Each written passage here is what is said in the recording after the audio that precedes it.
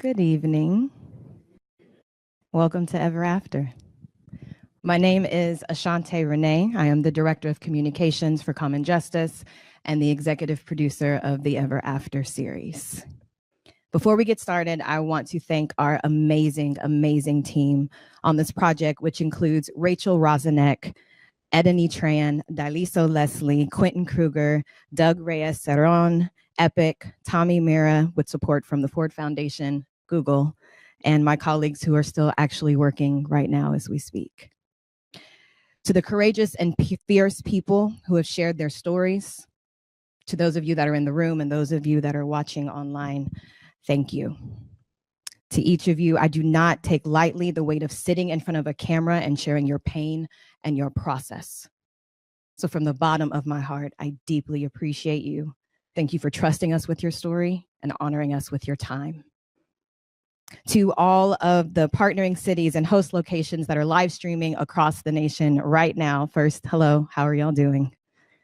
I believe we're at close to 30 locations at this point. And it's 30 different social justice groups that represent bail reform, voters' rights, women's rights, violence intervention, immigration reform, community safety, prison reform, sentencing reform, justice reinvestment, and many more, because this is our social justice reform work.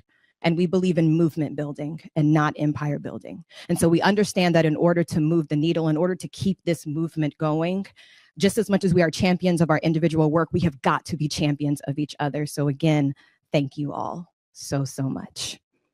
And because we are doing this on a national level, that means there is a national conversation happening right now on social media. And so please join the conversation, tweet something, post something, share something, retweet something, and make sure you use the hashtag EverAfter and your city. So for here, it would be hashtag EverAfter, hashtag NYC. Now, for the Ever After series.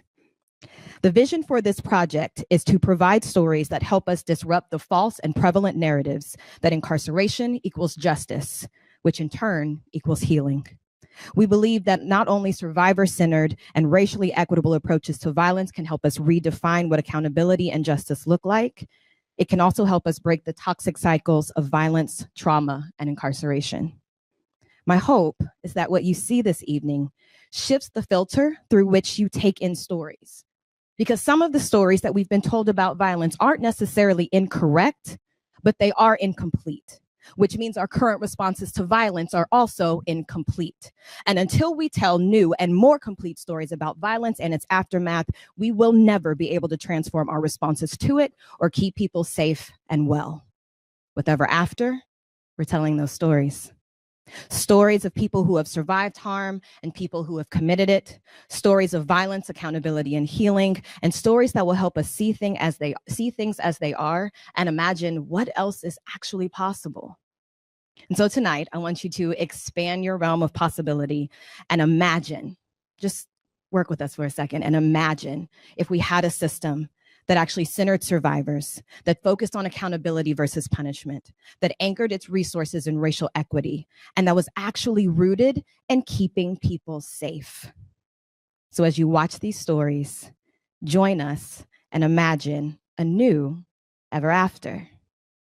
Thank you and enjoy.